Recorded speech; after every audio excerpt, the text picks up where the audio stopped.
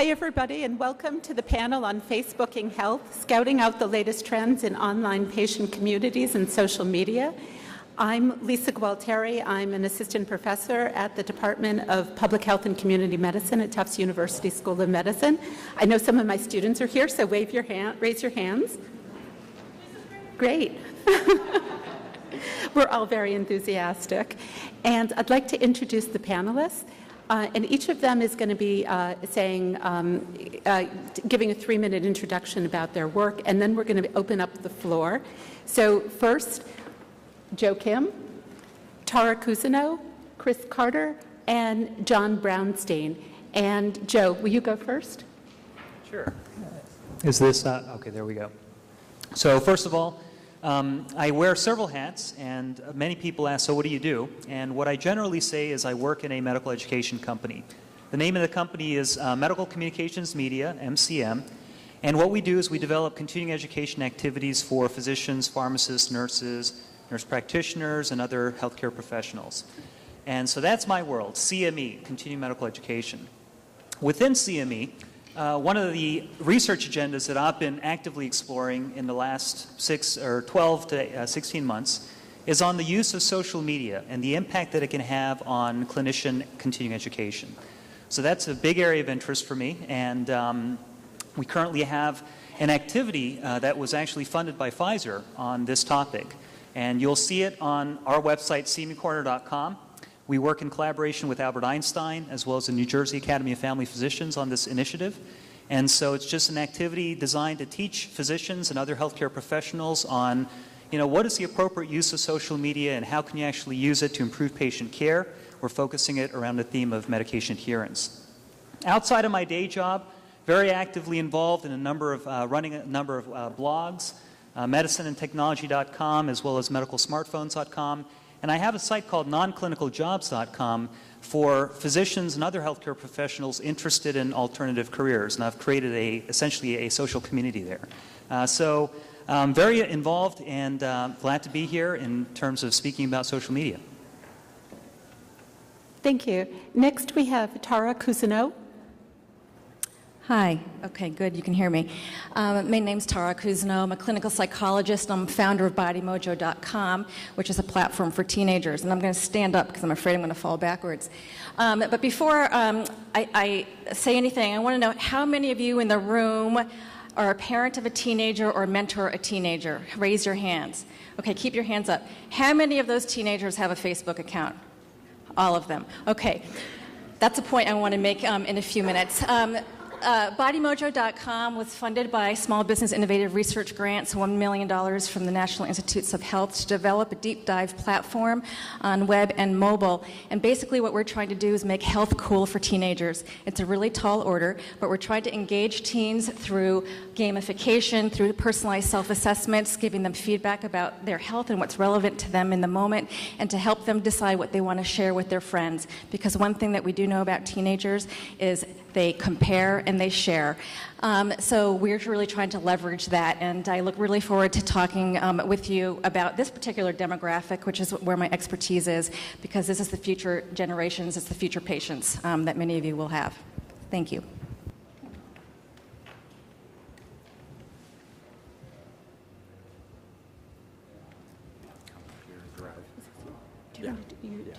Okay. And then next we have Chris Carter. So in any conversation about social on the internet, there's a big elephant in the room, and if not the world at this point. Pictured here is, it looks like a map of the world, but it's actually not. Missing, for example, is the entire country of China. This is a map of connections between Facebook users worldwide, which I find a rather extraordinary kind of image. And if you just take in the stats, you realize that something really dramatic has changed over the last 20 years. In the audience is an old friend of mine. We were David Goldsmith, and we've been working on this stuff together on and off for almost 20 years. And this is what has changed. That has changed. It's changing the landscape for all of our work. 800 million active users, half of which logged in yesterday. These are unbelievable numbers never seen before. in the internet. In addition to the social space for individuals is this whole Facebook platform, which is now driving the social experience for millions of websites, not just the apps that are built on Facebook, but the connected websites and applications that leverage the Facebook platform. I work for MeYou Health, which is a startup based here in Boston, just about 3 blocks away. We are a wholly owned subsidiary of Healthways, a publicly traded health services company based in Nashville. We are a social well-being company. We build web and mobile applications that are designed to improve people's health and well-being. We were, in no small part, we were founded to try to exploit the Facebook network and platform in jump-starting social experiences that can drive behavioral health applications. We've been around about 2 years. Got a team of 22 people, designers and engineers. We brought 11 products to market, Facebook apps, mobile apps, various kinds. We've attracted an audience of over 1 million people in about 18 months. Our main product, Daily Challenge, has enrolled about 170,000 in the last 12 months, something that we would never have been able to do without leveraging the Facebook platform.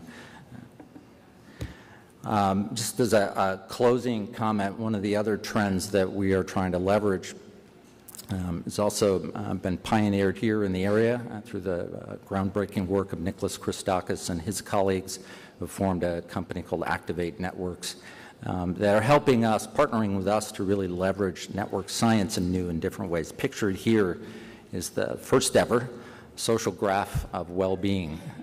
Each dot is a user of our Daily Challenge application. There are about 6,500 people depicted here. The dots are colored by their well-being score. And what's unusual about this is that we know for the first time how these people are connected socially and are being able to now see patterns and discern activity through this social lens that we're now leveraging in our applications. Happy to be here. Look forward to the conversation. Thanks. And then finally, John Brownstein. Great. So I'm going to be taking a slightly different perspective in that our work is coming at it from a public health standpoint and thinking about how we can improve surveillance for emerging disease threats through the value of social media. So just to give you a basic example, it's an obvious example, people get sick, they're seen by public health practitioners, healthcare workers, that information flows to local officials. Lab confirmation often happens. That information flows to ministries of health, like CDC, and then to world bodies like the WHO. We've studied this process, and that process can take on the order of 30, 60, 90 days. And obviously, that's not good enough from the point of view of detecting an emerging infectious disease in a population. So the value of social media is obviously very clear in that there's information that exists outside traditional public health, public spheres. Traditional spheres, that means that information is available to anyone. And it's key when we don't know who the right stakeholders are in an emerging threat. It's also challenges in that information is flowing so rapidly that government can't necessarily keep track of it. But when we think about an emerging disease outbreak, there's plenty of data sources that come into that potentially could be valuable. So we think about people SMSing, tweeting, blogging, being on Facebook, all sorts of information that is out there is disparate and locked away in different types of sites. And so our challenge has been to think about how do we organize, curate, classify, filter, and visualize that kind of data into one resource. A number of groups are thinking about these approaches. Our group has been working on a site called HealthMap for the last 5 years with support from Google, with the idea of organizing the world's content and emerging threats through these novel type data streams. We're also doing this through a mobile app called Outbreaks Near Me that uses the GPS of your phone to tell you all the disease events in your neighborhood. But key to that also allows you to report into the system to become a dot on the map. And so you may be skeptical, and I'd be curious to hear a conversation around the skepticism around this. But for instance, if we take, for instance, ILI during the second wave of the H1N1 pandemic, in fact, that data tracked incredibly well with, for instance, CDC traditional data sources and was available weeks ahead for an app that cost only a few $1,000s to create versus a system that costs millions of dollars to maintain. So that's just the tip of the iceberg in terms of the value of these types of tools. Of course, it requires incentive for people to try to get involved in these types of tools. This is one example around incentivizing people, a movie called Contagion that we're involved with that hopefully some people have seen here. But the idea is to engage people around awareness in infectious disease and get them participating in their own health and bringing people into this participatory epidemiology system. So thanks for your attention.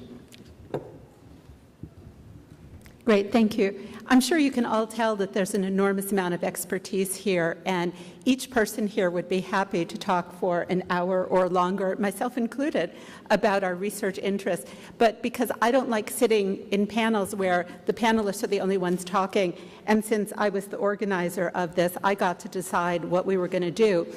And for anybody who follows me on Twitter or Facebook, you might have seen that I posted 10 topics on the Center for Connected Health Facebook page. I only got, I think there were about 4 or 5 votes to it. If there were more recently, I didn't see them, but there wasn't a great consensus, so I just picked the 5 topics that I thought would be most interesting. And as my buddy Danny Sands over there said, I am channeling Phil Donahue, and I'm going to take a microphone. I'm going to come out on the floor. We'll start with the first topic, and if you've got a perspective, if you've got a question for one of the panelists, if you have a personal experience you want to share, or if you have research that you know about or have done yourself on one of these topics, we'd love to hear from you. So we'll start with the first. Should doctors, nurses, social workers, and other healthcare professionals recommend online patient communities to their patients? Raise your hand.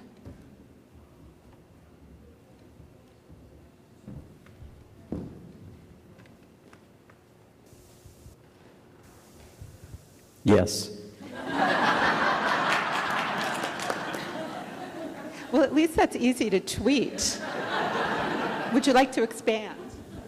I'm Jeff Panabio. I'm at DermDoc on Twitter, and so I'm a physician, but I'm also very involved in social media, and I absolutely think that this is an important resource for us to point out for many of our patients. And then, of course, the obvious question is, do you? Okay, great. Other perspectives? How about from a nurse? I just happen to know one in the audience. I'm a plant. My name's Pam Ressler, and Lisa and I are colleagues at Tufts University School of Medicine. We're researching patient blogging and whether this should be an intervention that should be recommended to patients with certain chronic illness, chronic pain conditions, and if this would increase their engagement as well as decrease isolation. So I am a firm believer that yes, we should be recommending this, but oftentimes the providers don't know how to recommend and what's out there. So thank you. And this is a nurse's perspective. Great, thank you, Pam. Other perspectives? Danny. I'm Danny Sands from Cisco Systems and Beth Israel Deaconess as a primary care doctor, but I'm also the president of the Society for Participatory Medicine. So my answer, not surprisingly, is yes. However, I'm glad there's this research going on. Not all of you know this, but as a primary care doctor, we're contacting patients all the time. Sometimes they have serious diseases, sometimes not. And how many of you have, I don't know if he's in the room, how many of you know e-patient Dave or have heard that name? So some of you had, about half the room, which is not surprising. People used to hear of me, and now they just hear about Dave. He's one of my patients, and that's not a secret, so I can say that. But I want to just illustrate a story for those who haven't heard it. Dave was diagnosed with metastatic kidney cancer, metastatic renal cell carcinoma, incidental finding. And he found out online from the resources that the medical establishment provided for him, that is us and the National Library of Medicine and whatever, information said that his median survival at the time of diagnosis was 24 weeks. 24 weeks.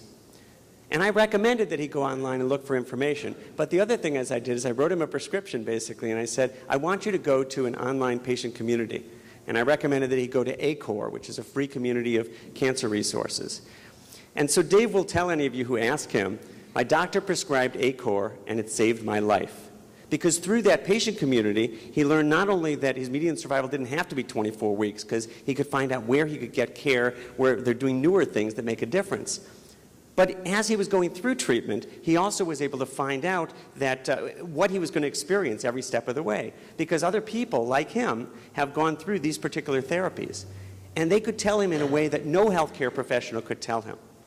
So I say, definitely yes. Did somebody have a question about the prescribing for one of the panelists? Yes. I wanted to ask our panelists. I'm Keith Brophy from Ideomed, a pediatric allergy solution management firm. And we've looked into the online patient communities through focus groups, and the kids universally say yes, yes, yes. Parents and healthcare professionals in our focus groups often say no, there's privacy issues, we don't want to go there. So I was curious of your perspectives on privacy issues in the online patient community space.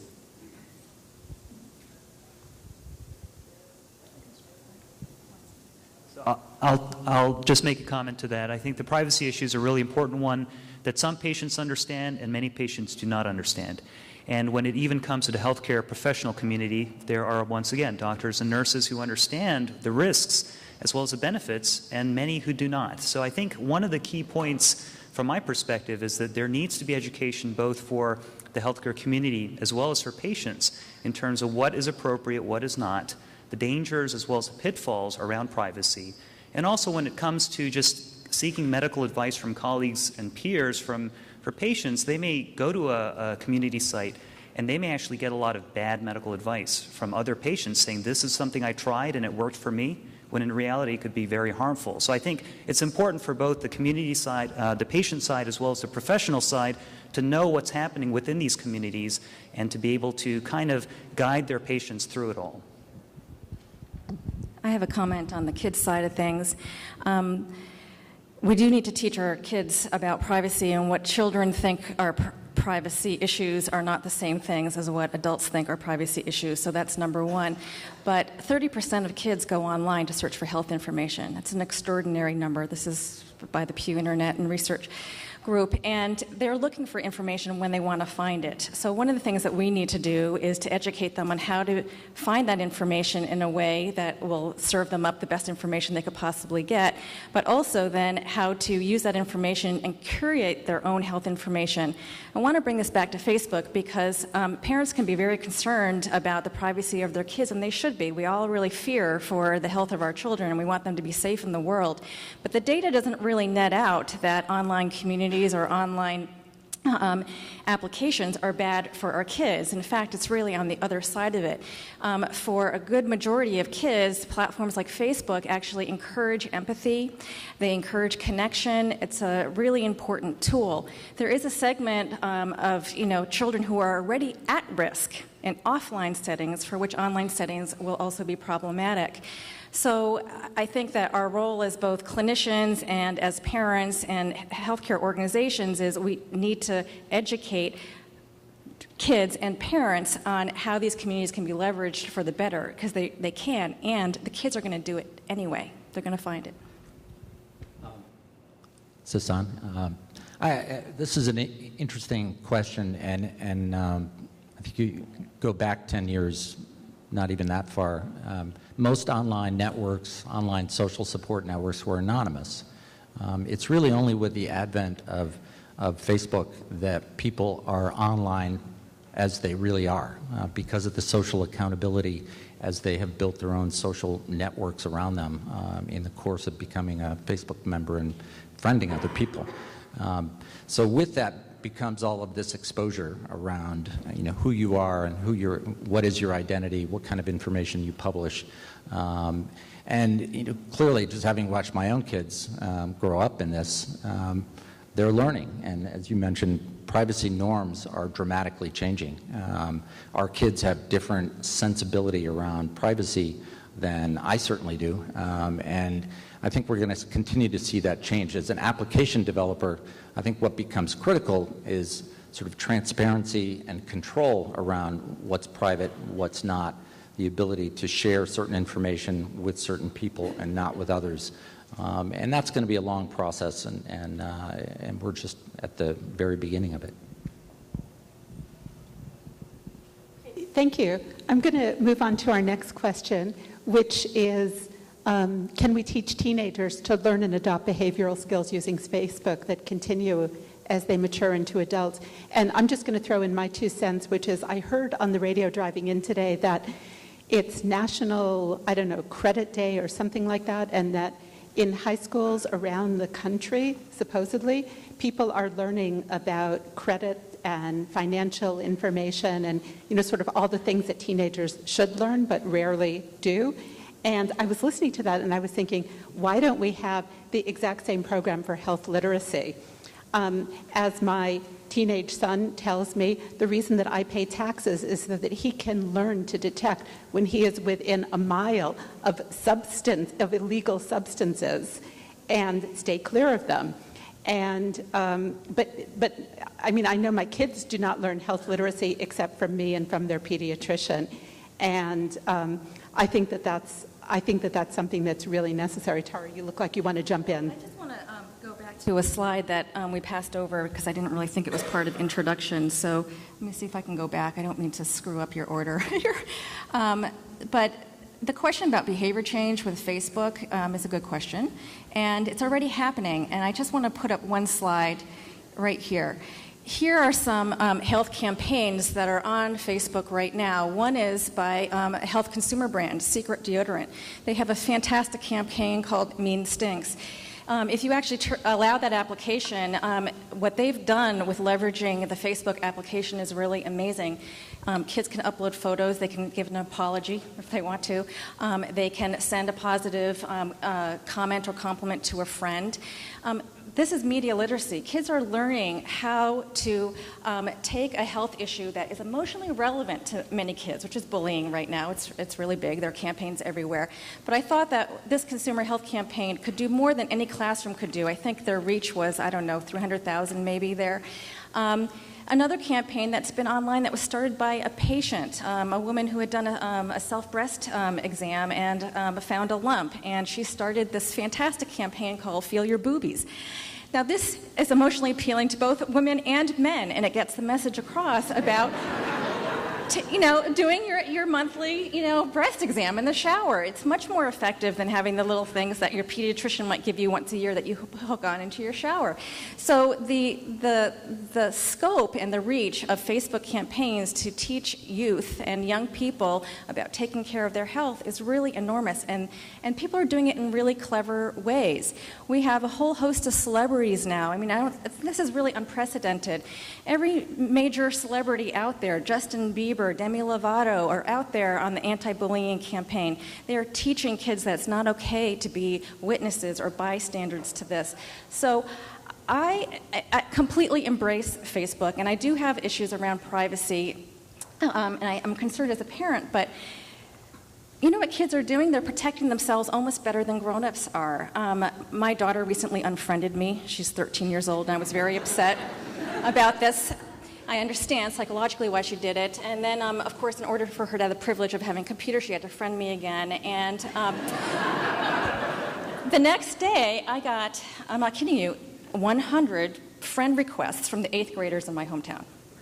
And what happens with Facebook is that you learn who these people are, their names, where they go to school, and their hometowns in general is what happens when you get a friend request or recommendation, I should say. And I was just really amazed to find out that at least 20% of her friends went to Hogwarts for middle school. For those of you who don't know the Harry Potter series, that is the school of magical learning. And so I was actually delighted that kids were actually protecting their privacy in that way. And there are probably thousands and thousands of kids around the world that have Hogwarts as a school.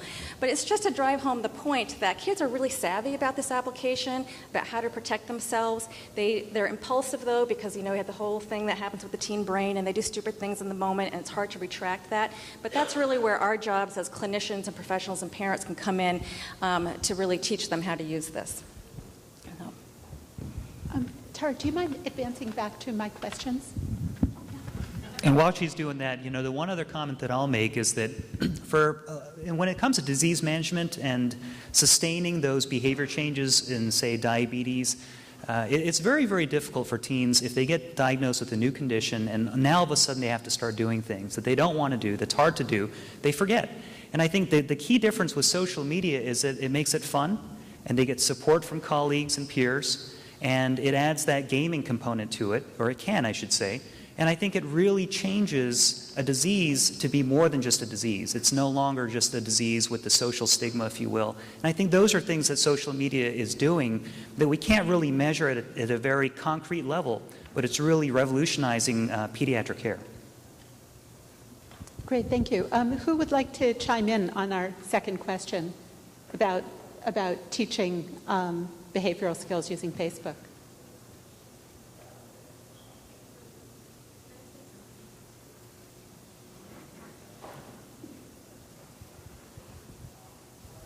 This is a little bit off topic, but we talk a lot about engaging children and we talk a lot about engaging teenagers in games and social media, but there's been a lot of actually interesting research to show that senior citizens are actually getting a lot from social media, from being able to game. A lot of research being done at Xavier University in Cincinnati, where I'm from, specifically on seniors and social and how it helps them beat depression, how it helps them engage around the different things that they're dealing with personally. So while it is important that we're engaging teenagers, I think it's important that we need to not box this issue into just youth. Great, thank you. Anyone else like to jump in? Let's move on to our next topic. Many of the online communities are purely based on peer support, but some of them bring in physicians and other healthcare professionals or bring in expert patients. So who would like to comment about the relative roles of those? I'm going to ask Dan to comment on that because of your experience with Brain Talk. I'll parry that with a question, actually. Yeah, I mean, obviously, with Brain Talk and with the different things that I've done at Mass General, we do a lot of engagement in the whole peer coaching, or at least I do, and not many of my colleagues do. But I think the question is, to what extent do our panelists, did their programs support that? One of the things that I see is that there's a divide between the two that is difficult to breach. And I think you have to really go way out of your way to pull clinicians in part because I just saw some statistics. I'm a neurologist, and the average age of the 22,000 members of the American Academy of Neurology is 55. So physicians are by and large, a lot of them older, and how do they get more engaged? How do they come in? And you've got to really develop systems that do that. So I wonder how our panelists are doing that in their kinds of systems. I mean, one thing that I'll add, it's not something that I'm actively doing, but we all know that there's voice recognition out there. There's speech recognition as well. There's language processing technology. So the volume of information that goes through these portals, if you will, these patient communities, can be overwhelming. No single physician or nurse or even a group of physicians and nurses can possibly keep up with all the different comments going around on, say, the management of diabetes or the management of a certain type of rash. And I think it's going to be these automated systems that essentially will flag certain terms or certain phrases that, oh, this patient recommended this for that rash. It'll actually be harmful for the rash, therefore we need to flag that comment. I think that technology is around the corner and we're going to start seeing that. And I don't know if you want to make a comment at all, but I mean, that I think is really what's going to change, point number 3. Yeah. Is this on? Okay, it's on. So I think there's also another question is whether these social network sites, we work with one called Patients Like Me, there's a bunch of them, of course, that we all know, how linked they should be to existing healthcare systems. And so our group at Children's Hospital is developing a system called Indivo where social networking is being brought in. And so the question is that the right play where these online communities sort of will exist in conjunction with sort of an electronic medical record, and whether that information should sort of exist in a consistent system as opposed to completely separate. In that situation, there would be the expectation that there would be some expert review, moderation. Of course, in these outside systems, there's already a lot of expert review and input. There's a whole gray area in terms of what we consider an expert patient. A lot of people would deem themselves an expert patient. I mean, it's hard to know how to really define one. But I think there's a whole other question of how linked these should be to the existing healthcare infrastructure, or if they should be completely independent. Right, and we also can't forget the issue of transparency, because many people have ties with industry. whether it's a patient or a healthcare professional, and if they're making a certain recommendation for a drug or a treatment, or even if they're affiliated with a hospital that does a certain procedure, these are all things that need to be declared. They need to be very transparent, and I think in many communities today that transparency doesn't really exist, and so a lot of patients are getting advice without really knowing how that advice might be getting influenced. I have an experience with an online smoking cessation program called QuitNet that goes originally launched in 1995 as a project at Boston University School of Public Health, invented by a young guy, Nate Cobb, who continues to work with us today. But it presents an interesting case study in this regard because it started when there was no sense that online support systems could be useful to anybody for anything.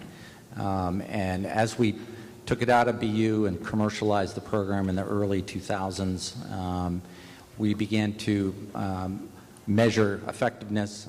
Lots of studies that looked at the relative impact positive impact of the social support network itself.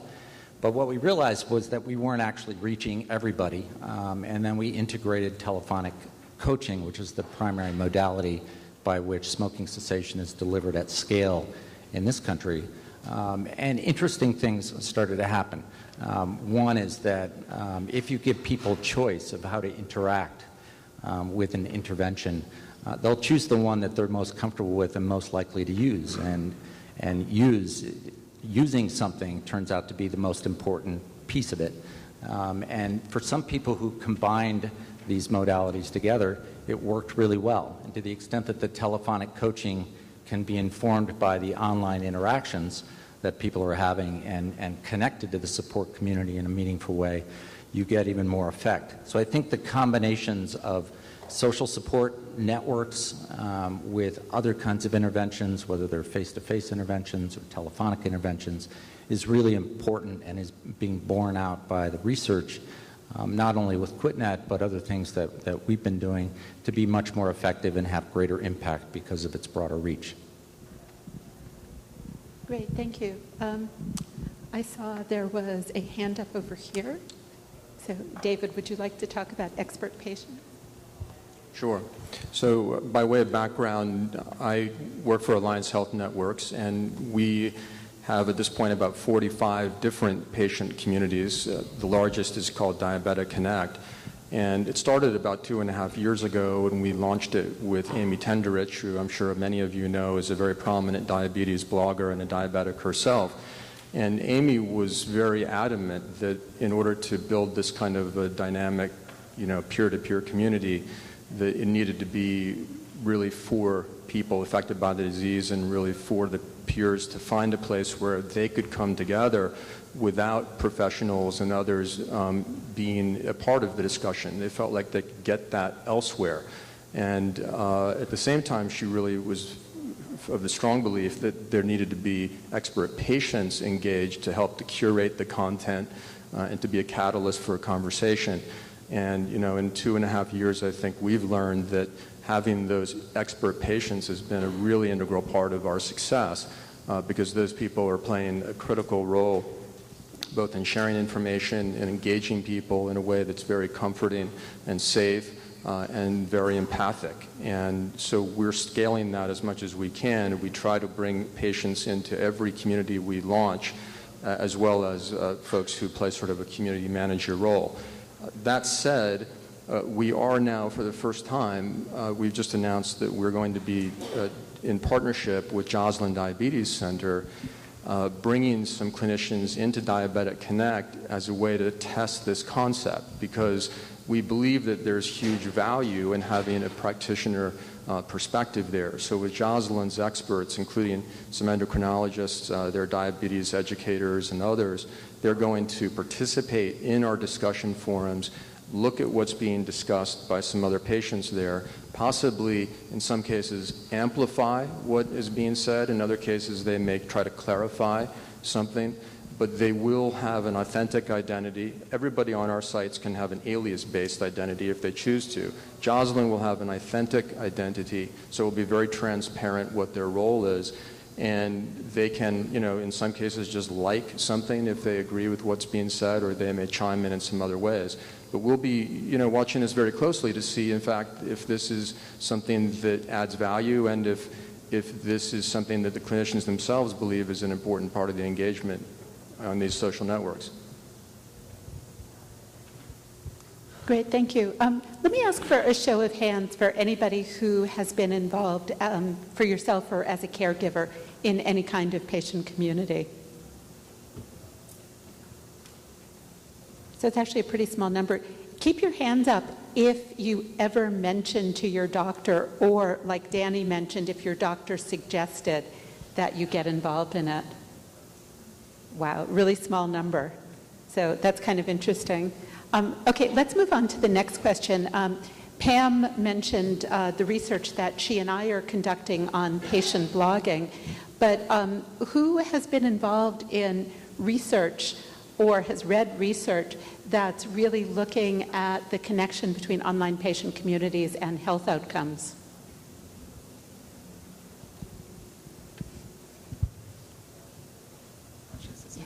I mean, so from our perspective, we are interested in online patient communities for surveillance of a problem, medication, adverse event reporting, device reporting. So we've been working with an organization called Patients Like Me around the concept where people are communicating all sorts of events like this all the time. And so if that information is organized in a proper way, potentially you could get enough data to provide a signal that would be of value.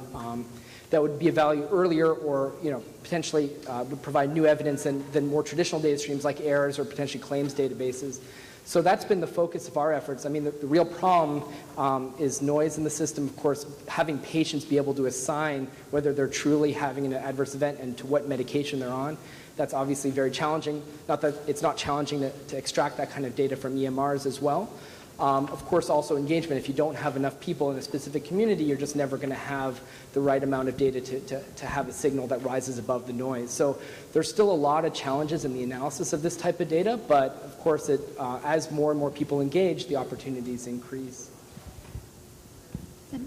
I mentioned some of the experience we had in the course of bringing QuitNet to market, which included an early NIH-funded randomized controlled clinical trial that was conducted entirely online.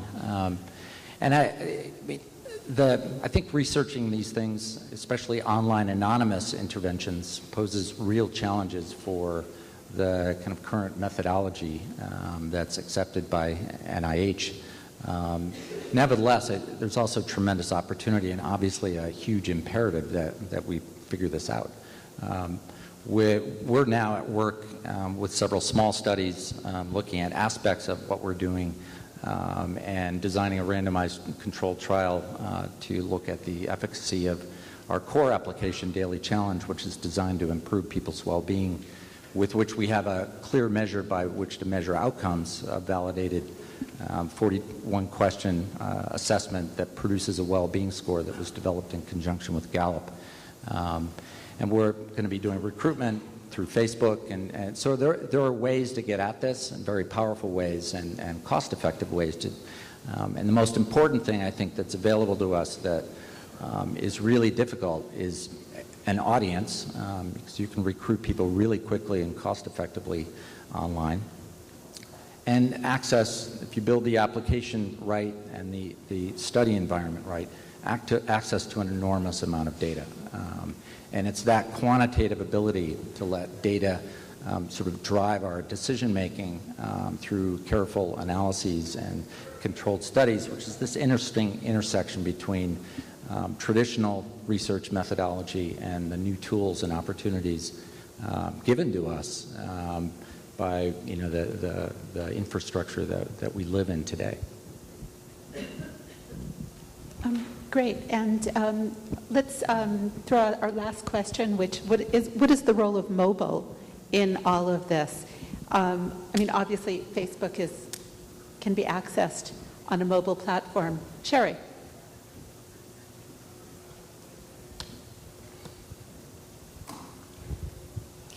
I think about most people, when they think about mobile, think about accessing the patient community. I think there are other areas of value.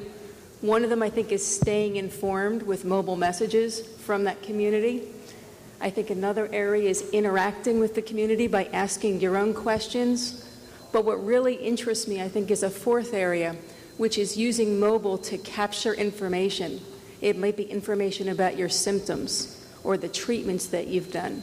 Because if you think about mobile that way, it captures information that could be used for benchmarking you against others in the community, and I think that's very valuable to the participants. Yeah, and of course, that's the value of mobile, that you have it with you all the time. Yes?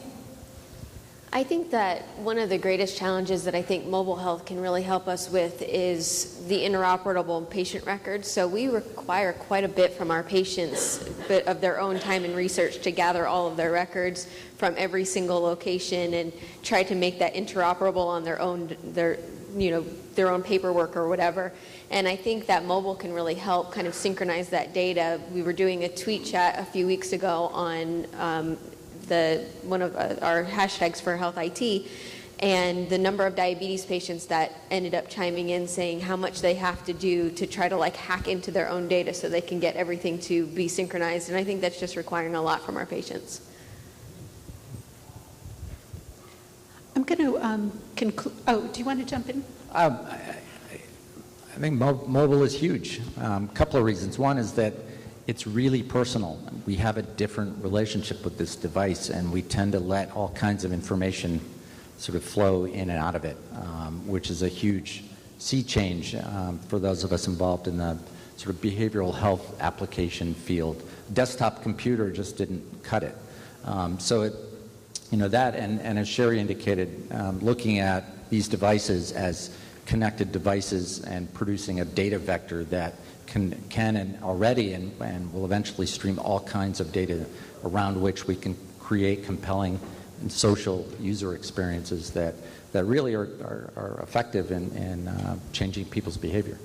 And just one other quick comment, which is that most of these devices are location-based. And I think the location information is key to certain disease condition management. So for instance, if you have a drinking problem and the next time you go into a store, if your phone alerts you saying, hey, make sure you avoid that alcohol section, that could actually be a critical reminder for someone. Or if you're trying to lose weight and you go into a restaurant and the phone once again sends out a little alert to you saying, hey, make sure you avoid X, Y, and Z on the menu. These kinds of reminders that are location-based, I think, can really make an impact in terms of patient care. Great, thank you. I'm going to conclude the panel by asking my panelists an unplanned question, which is that if you had $10 million, what would you do with it? 1 minute answer. So I'll start, and I think the biggest opportunity is in global healthcare, where mobile technology is very inexpensive, but it can really bridge a lot of gaps, and that's really where I think I would put my focus in terms of telemedicine, bridging telemedicine, global health access, and mobile technology. Wow, well, that's a lot. With $10 million. I would actually be putting it into mobile gamification, and at least with my audience, they sleep with their telephone, with their cell phones under their pillows. It's another, accessory to them, and there's just huge potential for communication there. So I would be throwing it into mobile health and mobile health prevention, actually. Well, then we need to talk about the implications of lack of sleep. Well, but they can get alerts about that. Chris? Well, as I said in my opening remarks, I would invest it right at the intersection between mobile and social networks. And because Facebook has opened itself up to the whole world as a development platform, I'd aim right there. Our 150,000 daily challenge users, we have access through the Facebook API, their entire friends list universe of 35 million people who have 500 million connections between them. That's the database that we have, so we can look at our users in this social context that was never before possible. Okay, well, two people stole my answer, which was global health and Facebook. But actually, so $10 million, I would try to convince Twitter, Facebook to open up an API so that academia wouldn't have to beg for the Twitter fire hose, so everybody would have access to it for research purposes. The same for Facebook. We should all have access to it. So that's what I would want to do, but they probably don't need the money. They just need convincing from someone more important than me. So. Great. And I don't watch TV, I don't read People magazine, but I did hear that Oprah had retired. Do you think that I should apply for her job? Go for it. Well, thank you very, very much, and thank you especially to our panelists.